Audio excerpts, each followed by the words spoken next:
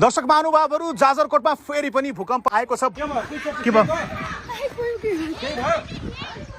भयो? केही भयो मान्छेहरू? केही भयो? अलि भूकम्प गयो। फेरि आउँछ त कस्तो ठुलो धर्का थियो।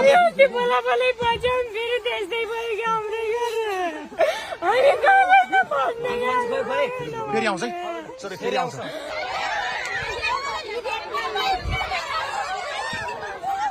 फेरि भूकम्प गयो। फेरि भूकम्पको झड्का महसुस भएको छ। जाजरकोटमा फेरि पनि भूकम्प आएको छ। भूकम्प गइसकेपछि यो अगाडिपट्टिको यो घर ढलेको छ। यो घर ढलिसके पछाडि धुलो यो देख्न सक्नुहुन्छ, आकाशमा धुलो उडेको छ। दर्शक महानुभावहरू भर्खरै मात्रै एकदमै ठुलो झड्कामा भूकम्प गएको छ र भूकम्प गइसके पछाडिपट्टिको यो घर पूर्ण रूपमा यो घर ध्वस्त भएको छ। यहाँनिर हेर्नु के भयो?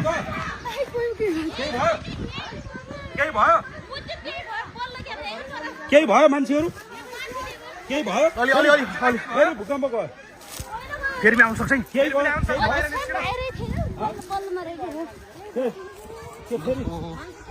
मान्छेलाई केही भयो?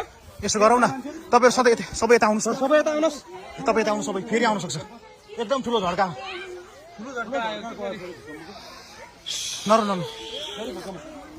नरु अलि सेफ भएर बस्नुहोस्। कसलाई?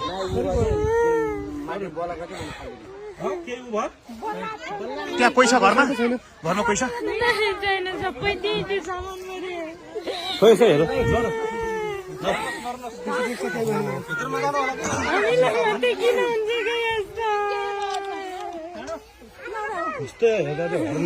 हेर्नु त कस्तो ठुलो धर्का थियो।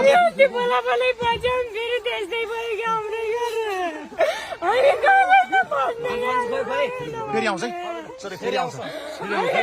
यो तपाईँको छ नि।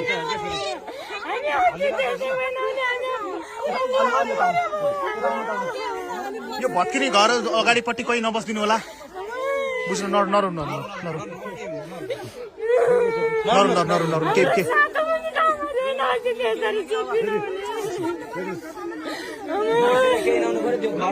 होइन यस्तो नरुनु। अब आफ्टर सक इफेक्ट अन्त दुई तीन चोटि आउला तर त्यति मेजर आउन्न।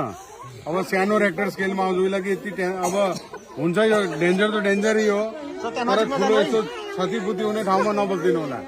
तपाईँहरू चाहिँ के गर्नु भने यो जति पनि घर ढल्ने जस्तो छ नि, यो एकदमै कच्चिएको घर अगाडिपट्टि नबस्नु होला, अलि टाढा बस्नु होला, अलिक सेफ भएर बस्नु है।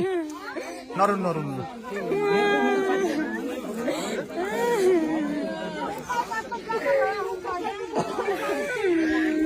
बाबा ठुलो झड्का हो। यस्तो गर्दो रहेछ अनि यो झड्का यस्तो छ नि, एकदम ठुलो झड्का।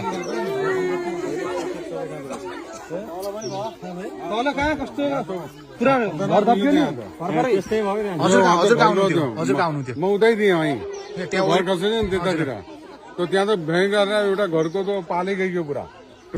दर्शक महानुभावहरू, यति बेला हामी जाजरकोट जिल्लाको भेरी नगरपालिका 1 को जो राउत गाउँमा आउँदै गर्दाखेरि भर्खरै मात्रै भूकम्पको झड्का महसुस भएको छ। एकदमै ठुलो झड्का महसुस भएको छ।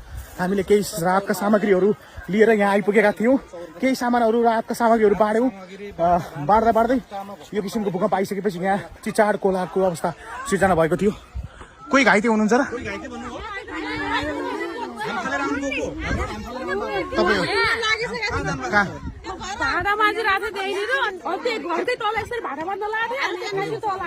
हजुरको घर कहाँनिर थियो? त्यहाँबाट तपाईँ भाग्नुभयो? घर त केही घर ढल्यो अहिले? ढल्यो। त्यो घर नजिक नजानु होला, कोही पनि नजानु होला है।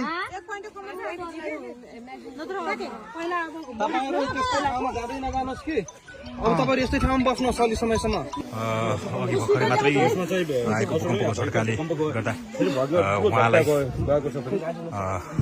उहाँ दौडेर भाग्न खोज्दाखेरि, आफूलाई बचाउन खोज्दाखेरि यस किसिमको दुर्घटना भएको छ। उहाँ घाइते त्यहाँ कुन गाडी छ तल स्कर्पियो हाम्रो हस्पिटल उतै उतै जाँदाखेरि लैजानु पर्यो यसो उतै जाँदाखेरि लग्नु पर्यो त्यसो भए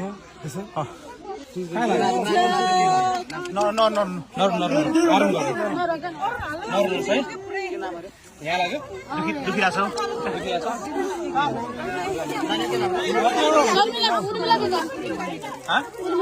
उर्मिला बिको भित्रै हुनुहुन्थ्यो आधा खसेको घरमा हुनुहुन्थ्यो त्यो खस्यो ए डरले भागेर भाग्नुभयो होइन भुइँचालो आइसकेपछि घर भत्किन्छ कि भन्ने डरले भाग्नुभयो तपाईँ भत्कियो अहिले भत्कियो लागेको छ मलाई यहाँ सुरक्षाको टिम पनि यहाँ देख्न सकिन्छ छिटोभन्दा छिटो उहाँलाई उपचारको लागि जिल्ला अस्पताल लग्नुपर्ने आवश्यकता देखियो उहाँलाई चोट लाग्यो नि यहाँ तलपट्टि हेर्नु त उहाँलाई छिटोभन्दा छिटो लग्नुपर्ने भयो छिटो लैजानु पर्यो कि जाँदाखेरि के अरे हाम्रो त्यो नभए त्यो स्कर्पियोमा त्यो हाम्रै उसमा भयो भने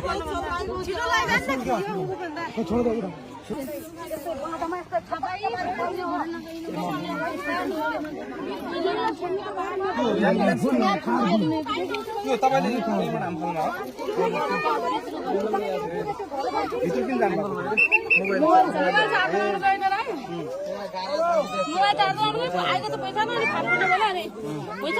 मोबाइल दाग्न गएन दुई माथि सके म फर्करीबाट आएँ यो माथि बादलबाट फाल्गुटी न खुट्टो यस्तो भएको